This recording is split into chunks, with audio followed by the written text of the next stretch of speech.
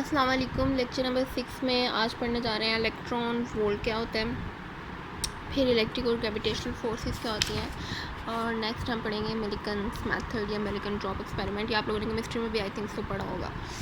चलें स्टार्ट करते हैं। सबसे पहले जी इलेक्ट्रॉन वोल्ट तो आई थिंक मैंने पढ़ा दिया था। अब यहाँ पे मेरे हाल में पोटेंशियल पोटेंशियल एनर्जी को इलेक्ट्रॉन वोल्ट को जो है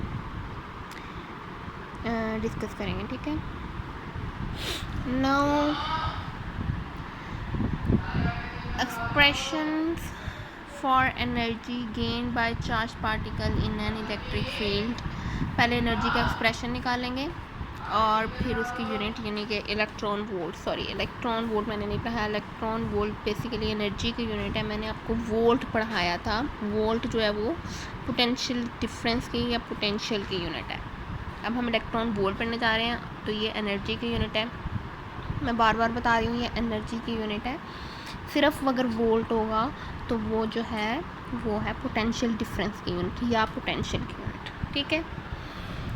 एक्सप्रेशन ड्राइव कर लेते हैं। We know that when a particle of charge q moves from point A of potential va to point b of potential vb keeping ये आपने काम पिछले टॉपिक में किया था। The change in potential energy, तो चेंज इन पोटेंशियल एनर्जी यानी कि डेल u, ये चेंज इन पोटेंशियल एनर्जी है। ये u जो है वर्क के इक्वल होता है, वो f डॉट d के इक्वल होता है वर्क, और f जो है वो इलेक्ट्रिक फोर्स है जिसको हम QE से रिप्रेजेंट करते हैं। तो ये QE डॉट डी हो गया, और जो E डॉट डी है वो डेल V है।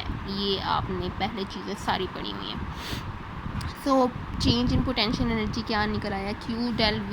अगर ये चेंज इन पोटेंशियल एनर्जी है तो ये एज जो potential energy loss of potential energy है वो गेन इन काइनेटिक एनर्जी के फॉर्म में शो होता है।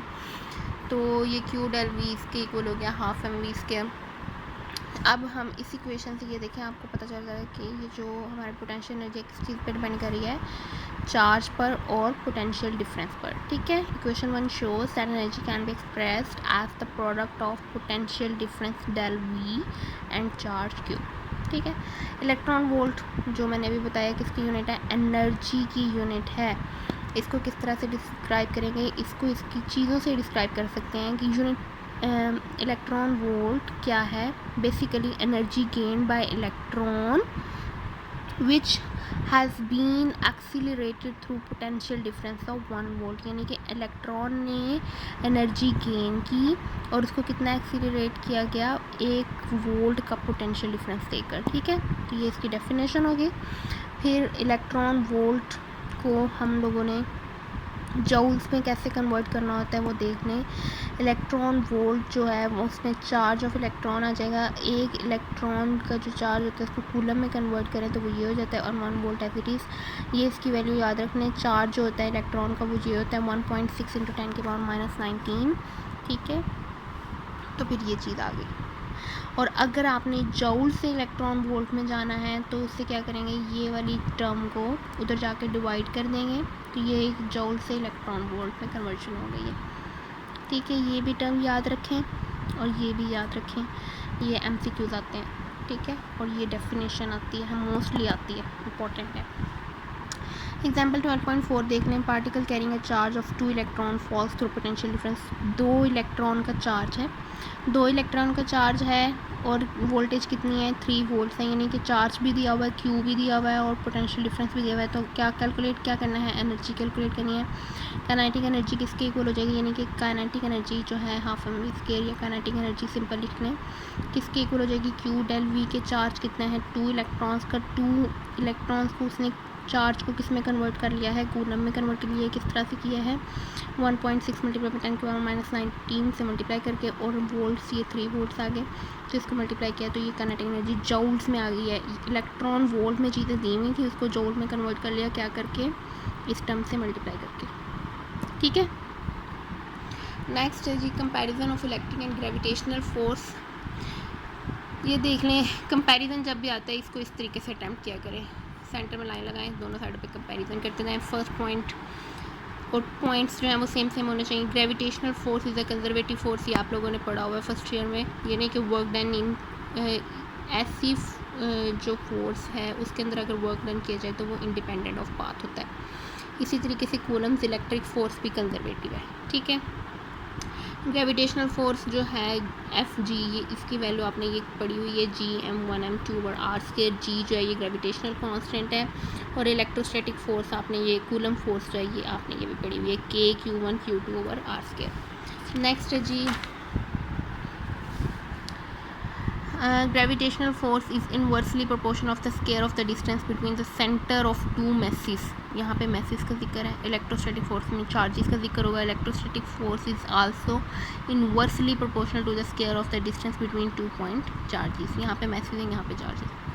The value of gravitational constant G is very small as compared to electric constant K। K की वैल्यू देखें 10⁻⁹ में है, और G की वैल्यू जो है वो -11 में है।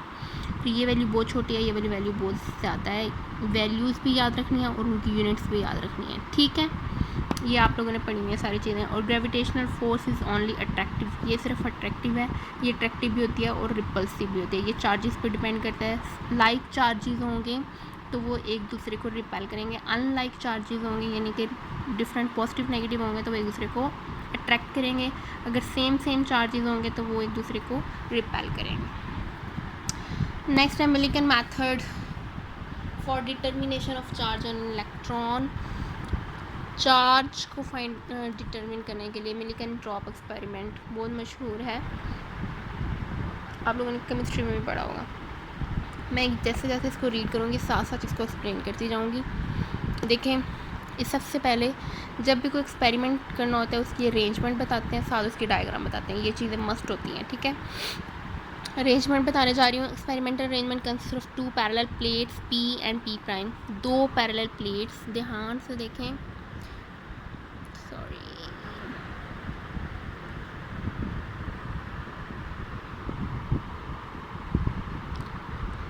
दो पैरेलल प्लेट्स हैं, एक P है एक P' है, ठीक है।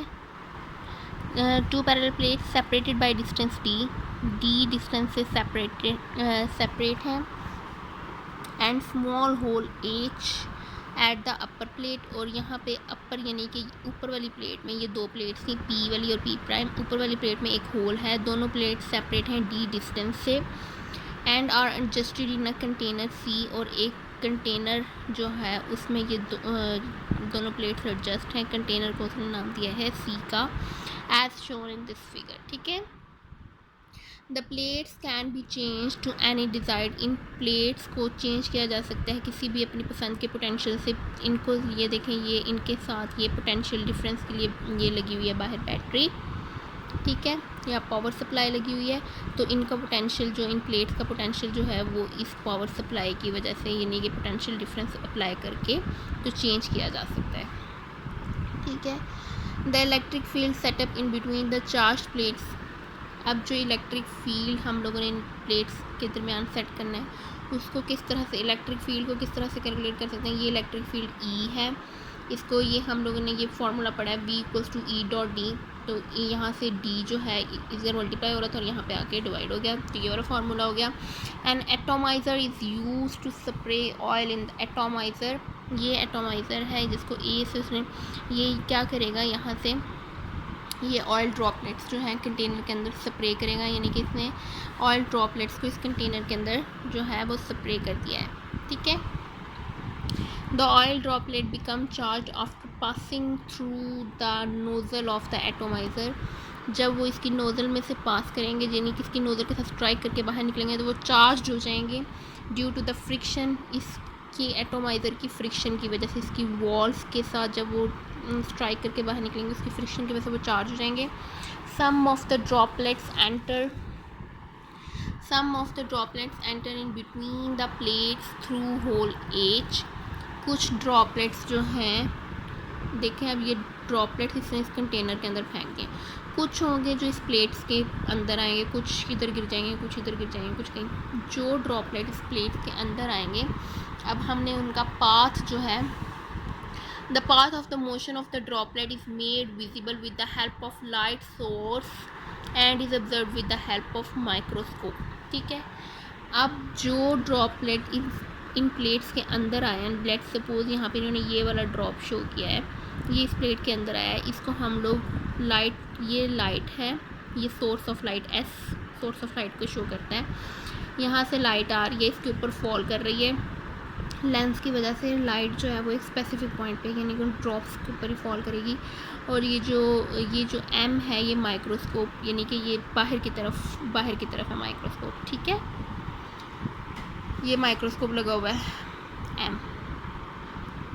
इस ड्रॉप के हम लोगों ने मोशन को ऑब्ज़र्व करना है जब वो इस प्लेट्स के अंदर आ गए, ठीक है। Millikan observed the motion of one of these charged droplets in the electric field between the plates. Millikan ने क्या किया था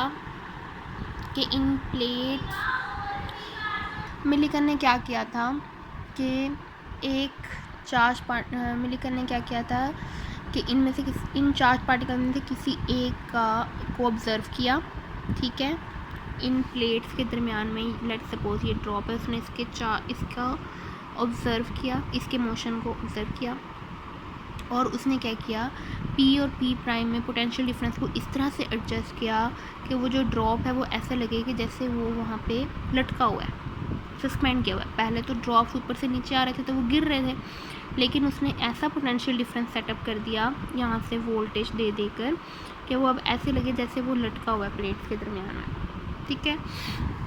ये देखिए लिखा हुआ है, Millikan observe the motion of one of these charge droplets in the electric field between the plates. The potential difference between the plates P and P prime was adjusted such that droplet remains suspended in air in between the plate। अब देखें इन conditions में क्या होगा, force due to electric field and equals to force due to gravity. इस तरह वो droplet तब ही हवा में लटका हुआ लगेगा जब फोर्सेस जो है सारी बैलेंस हो जाएंगी। इलेक्ट्रिक फोर्स जो ऊपर की तरफ लग रही है और ग्रेविटी की फोर्स जो कि नीचे की तरफ लग रही है, फोर्स ऑफ ग्रेविटी डाउनवर्ड लग रही है, ठीक है। तो ये दोनों फोर्सेस हैं, ये इलेक्ट्रिक फोर्स है और ये ग्रेविटी की फोर्स है, यानी कि उसका अपना वेट है डाउनवर्ड, ड्रॉपलेट का वेट mg, ठीक है। और ये F इलेक्ट्रिक फोर्स है QE। ये Q अगर यहाँ पे रहने दें तो ये हो जाएगा mg/E। और हमें पता है कि जो V होता है वो किसके इक्वल होता है, E डॉट डी के या E डी के। वहाँ से हम लोगों ने E निकाला, E किसके इक्वल हो गया, V/D। अब यहाँ पे हम लोगों ने E की जगह पे पुट कर दिया V/D, तो ये हो गया Q इक्वल्स टू mg, ये D यहाँ पे डिवाइडर है, ऊपर आके मल्टीप्लाई हो जाएगा mg/D/V। अब इक्वेशन 1 में देखें, मास ऑफ ड्रॉपलेट जो है वो हम लोग स्टोक्स लॉ से फाइंड कर सकते हैं। स्टोक्स लॉ अगर किसी को याद हो, chapter number 7 first year, Stokes law से हम लोग मास ऑफ ड्रॉपलेट फाइंड कर सकते हैं। स्टोक्स लॉ था ये वाला जिसमें आप लोग ड्रैग फोर्स की वैल्यू फाइंड आउट करते हैं, 6 पाई ईटा, ये ईटा है, r v t terminal velocity है, ठीक है। ड्रैग फोर्स को हम लोगों ने यहाँ पे वेट के, ड्रैग फोर्स जो है वो अपवर्ड जा रही है, ड्रैग फोर्स जो होती है वो ऊपर की तरफ लग रही होती है, वेट ऑफ ड्रॉपलेट नीचे की तरफ। ये भी चीज़ आप लोगों ने पढ़ी थी जब टर्मिनल वेलोसिटी का टॉपिक पढ़ा था। तो ये 6 पाई ईटा और v t equals to mg हो गया। यहाँ से आप लोगों ने क्या चीज़ मैथ कैलकुलेट करेंगे स्टोक्स लॉ की हेल्प से। तो मैथ जो हो जाएगा वो क्या होगा, रो मल्टीप्लाई बाय वॉल्यूम। ये डेंसिटी है, ये वॉल्यूम है, डेंसिटी किसकी इक्वल होती है, मास ओवर वॉल्यूम के, वॉल्यूम डिवाइड में, तो यहाँ के मल्टीप्लाई हो गया। चार्ज जो ड्रॉपलेट है वो जो बेसिकली वो स्फेरिकल शेप का है, इसलिए स्फीयर का ये वॉल्यूम लिखा हुआ है 4/3 पाई r³, ठीक है। अब यहाँ से m की वैल्यू देखें आप, ये स्टोक्स लॉ यूज़ करते हुए m की वैल्यू आ गई। इस m की वैल्यू को हम लोग पुट कर देंगे यहाँ पर, ठीक है। यहाँ पे इन्होंने क्या किया है, सबसे पहले इन्होंने यहाँ से m की वैल्यू निकाल के इसमें पुट की,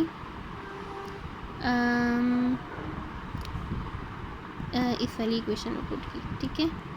6 pi eta r v t as it is रहा, यानी कि drag force as it is रही, और यहाँ पे उन्होंने मास की वैल्यू पुट कर ली। अब जो चीज़ें कैंसिल आउट होती हैं वो कैंसिल आउट कर लेते हैं।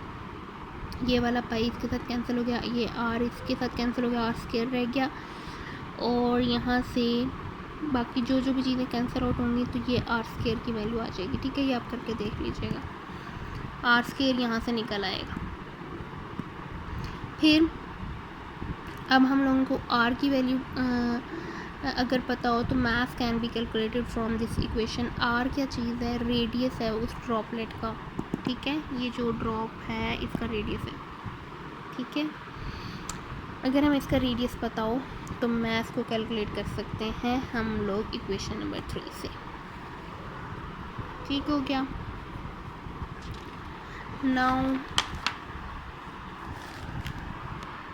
अब अगर हमें मास की वैल्यू पता चल जाए इस इक्वेशन से, ड्रैग लॉ यूज़ करते हुए हम लोगों ने जो इक्वेशन निकाली है, यहाँ से मास की वैल्यू, यहाँ पे अब रेडियस नहीं था, रेडियस के लिए हम लोगों ने ये वाली इक्वेशन निकाली। अब ये सारी चीज़ें देख के पता है, टर्मिनल वेलोसिटी का पता चल जाता है, ईटा जो है विस्कोसिटी है, ये भी पता चल जाती है कि जो भी हमारा स्प्रेयर है उसकी उसमें से जो ड्रॉपलेट्स पास करें उनकी उस मटीरियल की विस्कोसिटी क्या है, ठीक है। इसी तरीके से डेंसिटी और जी जो है ये ग्रेविटेशनल कांस्टेंट है, एक्सेलरेशन है, सॉरी ग्रेविटेशनल एक्सेलरेशन है, कांस्टेंट नहीं है, सॉरी। नाउ आर की वैल्यू यहाँ से फाइंड आउट कर ली, फिर इस आर को इसमें पुट किया तो मास कैलकुलेट हो गया। अब इस मास को इक्वेशन नंबर 1 में पुट करें तो फाइनली चार्ज कैलकुलेट हो जाएगा, जो बेसिकली हम लोगों ने कैलकुलेट करना था। Charge on the droplet can be Millikan's measured, और मिलीकन्स ने जब इस चार्ज को मेजर किया बहुत सारे ड्रॉपलेट्स पर, तो उसने फाइंड आउट किया कि वो इसी के इंटेग्रल मल्टीपल थे। तो इसने उसने फिर क्या रिजल्ट निकाला कि जो मिनिमम वैल्यू ऑफ चार्ज है वो ये वाली है, ठीक है, इलेक्ट्रॉन की। Thank you so much. Next हम कैपेसिटर शुरू करेंगे नेक्स्ट लेक्चर में। अल्लाह हाफिज़।